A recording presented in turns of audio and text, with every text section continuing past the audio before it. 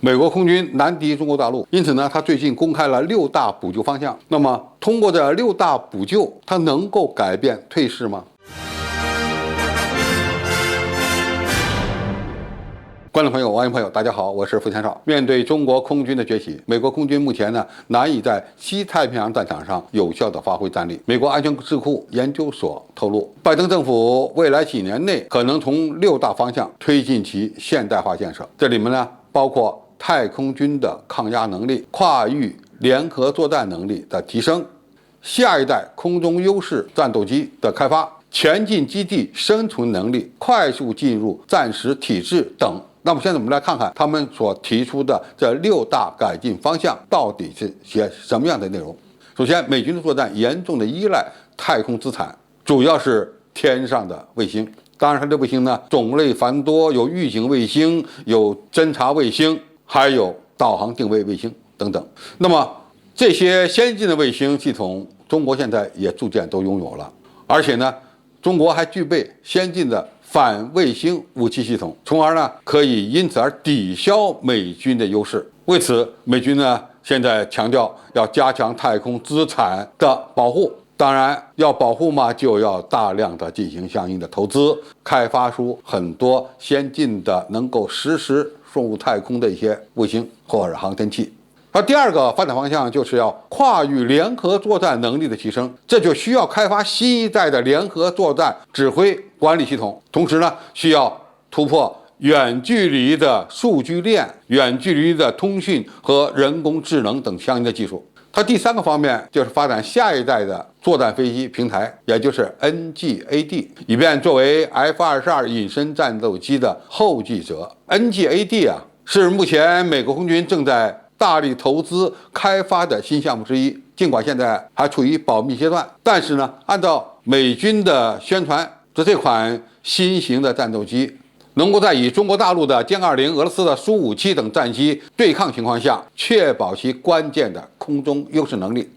第四个方向，它就要发展移动目标接待能力。那么，移动目标种类繁多，这里包括飞机包括军舰甚至地面上的装甲部队。那么，怎么来监控海面、空中和地面上的各种各样的移动目标呢？首先需要投资太空上的传感器，才能够保持连续不间断的跟踪敌方目标。第五个方面呢，是要加强它现有的基地防御能力。我们知道，美国对中国和俄罗斯的围堵大概集中在2个方向，一个是黑海、波罗的海这个方向，因为这2个方向靠近欧洲，因此它要在这些区域呢配置大量的军事基地和武器装备。第二个方向就是中国外海的第1岛链和第2岛链，那么通过第1岛链、第2岛链来围堵中国。那么现在呢，美军已经开发出了一些具备反导能力的导弹防御系统，但是呢还不够，因为它所覆盖的面比较小，尤其是在这些防御方面，它的能力是不足的，因此它必须加强这些基地防御的能力。第6呢，他们要求美军下一步的建设是提升其反应能力，也就是从平时状态快速的进入战时体制。那么为此呢，就需要加强相应的网络防御快速动员等部署能力。过去好像美国军方是主动方，他要打谁就打谁，谁都防不了他。现在随着中俄军力的崛起，他就必须面对遭到对手突然攻击的这么一个情况。其实呢，他是以小人之心度君子之腹。那么现在美军提出的在这6个领域发展或者改变相应的规则和技术，因此就能够对抗中国空军吗？恐怕没那么简单。首先呢，美国空军现在背的包袱是比较重的，它的装备数量很大，但是呢，这里面有很大一块是那些面临淘汰退役的老装备，而战斗力取决于2方面，质量和数量。它现在的质量有了，但数量很难维持，因为由于费用太高，因此它现在无论是装备的数量还是人员的数量都趋于减小这么一个趋势。那么怎么样把这些包袱甩掉，又保证较高的效率，这是它面临的一个比较大的难题。你要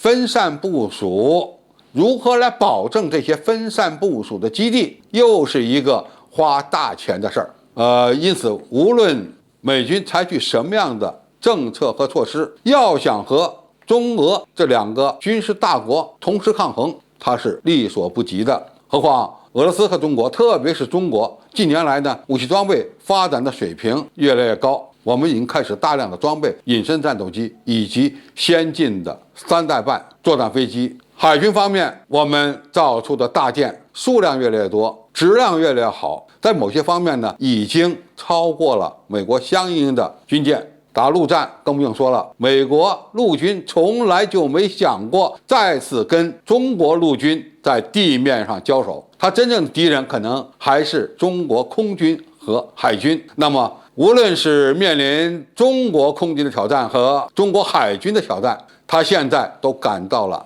巨大的压力。好，今天的评述就到这里，谢谢大家收看，我们下期再见。